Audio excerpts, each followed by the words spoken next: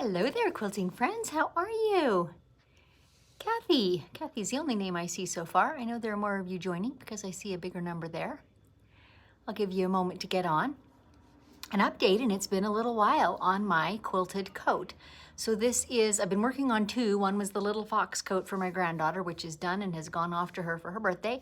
And the other is my own swing coat, this kind of gray model. And by the way, yep, a few more of you are getting in. I did create, we're on YouTube now, and I did create a playlist for the quilted coat so that if you have missed some of the episodes, you can easily go back and find them again. But I wanted to give you a little update on how it's going and kind of where I've been. I don't know, it's been 3 weeks since I last posted anything about it. But brief overview of the thing. Here is a picture of the coat. It's by So Chic Pattern Company, and the specific name is the Noel coat. And so it's this not too complicated coat that, you know, is kind of fitted at the shoulders and then swings out from there, has this flared hemline. And I, in fact, added even a little more flare to mine because I wanted that swingy look. And making a quilted coat, I have learned, is a well, it's a learning process, let's face it. And here's kind of why I haven't posted in a couple of weeks. After the last time I was on, I had all the pieces quilted, you know, serged around the outside edge, and I was fixing to put it together. So I did that right after that last post. And when I got the coat together, you know, enough that I could put it on, it's got side seams and underarm seams and so forth. And I put it on, and it's got the approximate size and fit of a circus tent. I don't think that's too much of an exaggeration. So my first reaction was, oh no, what have I spent all my time doing? Is this just going to be a disaster? Is it even worth investing more time into finish when I don't know how it's going to turn out? So first off, in order to aid the recovery process, I had my one daughter record a video of me coming down the hall, you know, in this big tent that I'm wearing, this big quilted tent. And we sent it off to the rest of the family and all had a hilarious laugh because it was very, very funny. But as I got thinking more about it and reading more through the directions, number one, the pattern designer does say in the instructions, be aware, the shape of the coat is very oversized and it's intended to hang and to drape. Here's where the learning process comes in. It was not written for a quilted coat, right? So I've added that thickness, that bulk to it, and it still is up in the air, how it's gonna turn out and how it's gonna look in the end. But I've decided I'm going to persevere. I'm going to get it finished. There's things you can do to soften it up too, right? I can throw it in the dryer. I mean, worst case scenario, I can actually wash it and dry it and make it, you know, get softer and more flowy in its hang. So we'll cross that bridge down the road. But for now, I'm going to persevere. I'm going to finish it. For one thing, there are a lot of details that are added to it that might affect how it drapes and hangs. For example, you can't really see in the picture, but there's a 4-inch wide, almost 4-inch wide facing, like hood and down the front and everything that kind of folds back. And you see that facing on the outside and it's got some pretty piping in it. Because it's quilted, I might actually have to fold that back permanently and stitch it in place. But I say this because my head is at work realizing there are things I can change or press in place or steam in place or hand stitch in place that will affect the fit and the drape of this coat. So here we go. We're going to get it done. See what it turns out like. Worst case scenario is I'm not happy with the drape and the fit of it. After all, doing all the things I can think of, in which case someone a little broader than me is going to inherit a lovely coat. Anyway, and I've learned some things. And one of the things, I think in the very first episode I talked about, I was loading my fabric on the long arm to quilt, and my intention had been to use a silk batting, which is super thin and very, very soft and drapey. And the bat that I had on hand that I thought was the silk one was not. It was a polyester something. I don't know where I ever got that. So that would not do. And I opted to go ahead and use an 80-20 because I thought it's soft enough, and maybe it wasn't. So maybe I've learned from this, you know, don't cut corners, don't settle. I chose to because I already had it loaded and marked and I was ready to go and I didn't want to wait anymore to order in another piece of batting. So it is what it is. I'll make a silk purse out of this particular coat. Okay, let's look back at some comments. I'll try not to wobble the phone too much. Sandy, Helen, someone in New York side passing to you. Sandra, Melanie, Awesome. Vicky, Marion, Ann. Great. If you have any comments or tips, by the way, if any of you have made a quilted coat before and have suggestions for how to soften it, I'm all ears. I suspect that many quilted coats, because they're so popular right now, but many of them are made from existing quilts, so they already have a certain amount of that softness and breaking in done to them, and so they hang a little bit differently. Mine is hanging a little crisper, so we're just going to see. Meantime, let me show you.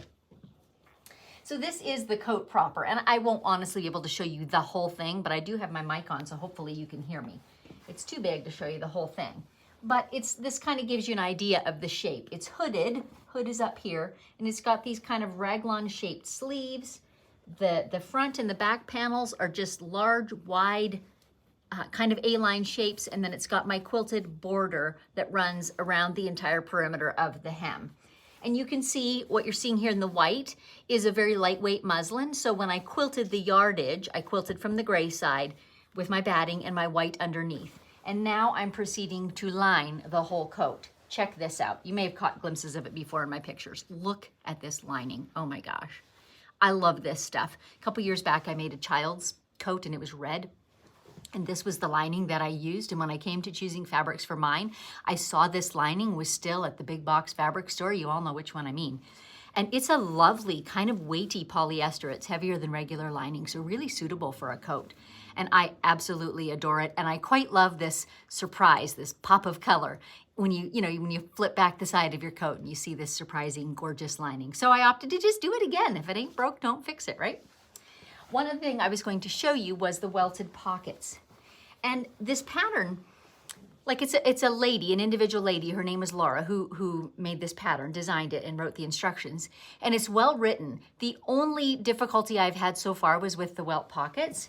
And I don't know, it might have just been me, like full disclaimer. But let's see if I can get it on camera. There it is. I don't know if you can see, but my welt is about an 1/8 inch narrower than the pocket opening that was marked. And welt pockets are a little bit tricky, and they don't improve by redoing because you actually snip to the corners, and turn it all. And so I opted to call that good enough. Like both pockets are the same. The welt doesn't quite, like you see that seam line a little bit that's behind it, but they both look the same and they're both accurate and consistent. So I chose to leave well enough alone and not attempt to undo them and make a larger welt. I thought that might make a bigger mess and I might be sorry that I did that. So I left them. I'm fairly happy with them, and they're the lining fabric too. So I've got these lovely big pockets that are kind of front side, really, really pretty. I don't know what other details to give you other than I'm just proceeding through it. So my lining has a hood lining as well. So I've got that whole facing bit, the decorative bit that I was telling you about. It's still in the gray fabric, but it has a red piping on either side. So I've got that to attach yet. And I attach it to this lining, and then I sew the two pieces together and turn them. And that's basically the coat. Now, what the pattern does have that I was impressed by, I feel like Laura, who wrote it, knows her chops when it comes to garment construction, because there's quite a lot of added instructions for, there's a huge opening in the back of the lining, and you kind of get inside there and like you tack the hem in certain places, and you tack around the neckline, you tack the lining of the hood to the outside of the coat, so you don't have this shifting going on, right? So it's well thought through in that way. Like I feel like it's going to be a nicely polished, finished garment. So I'm happy about that. And it makes me happy to know that about this fabric line too, because she makes a lot of kind of retro styled dresses, coats and things, and I love that style. So I might want more of them. And so I'm glad to know that she's a good pattern writer and she certainly knows what she's doing in sewing. So that was really great. Okay, let's see some more comments. Wendy, I totally get it. Quilts don't drape. Well, Wendy, I'm going to try and make this one drape. I'm going to try. Sandra, I love it too. Yeah, that lining is amazing. Wendy, dryer does a little bit each time. I've washed mine and it's still a little tent-like but warm. Not for a trip to Walmart, but fine around the house. And dare I ask, are you being too much of a perfectionist? Oh, very possibly, Anne. And we'll see when it's done. We'll see what it looks like. I mean, that'll be the final test, won't it? Is it fit to wear out or isn't it? Anyway, I'm going to proceed. If nothing else, I'm learning a lot about coat making. I am. So it's no more costly, I don't think, than going out and taking lessons. So, my fabric was not terribly expensive, nor was my pattern. I've invested time into it and I've had fun doing it. And once upon a time, I was a garment maker. I made my wedding dress way back in the day. So I've done lots and lots of intricate sewing projects. So this is kind of fun to buff up those skills again. And I just purchased a serger in December, a new serger. And so I've been breaking that in a little bit and getting to know it. So there's all kinds of other good things that have come out of it. Even if I don't come out with the ribbon-worthy coat or a coat that I'm like proud to wear down the runway, I've still learned a lot. It's been a fun experience. So, Anusha, I love your videos, learning lots from your videos, great. Do give a thumbs up if you would, that helps more people to see this one. And I mentioned briefly at the beginning, I've made several live posts, maybe 6 or 8, during the process of this quilted coat. So I went and made a playlist and put them all there. So if this is the first one you're catching, you can go back and watch them, and they should be in date order in there, and you can watch from the beginning. So I started with, quilting the fabric, the yardage. I kind of loosely marked my big pattern pieces so that I could get my hem. I made the hem be at the top so I could plan where that intricate hem quilting was going to be. And there's been a couple stops and starts throughout the process. I won't give you all the spoilers, but yeah, quilting it, then cutting it out, and then the actual construction, as though that quilted fabric is just my outer layer of fabric to make my garment. So it's been fun. I've been learning a lot too from the process. So yeah, thumbs up, I would appreciate that. Subscribe, and if you actually click the little bell, you'll get notifications then whenever I am going live like this. So I hope to make more progress on this coat this week. I'm just kind of working at it, little bits here and there. So I'll try and make more progress and keep you posted on all of that. So thanks for joining me, and I will catch you next time. Have a great day.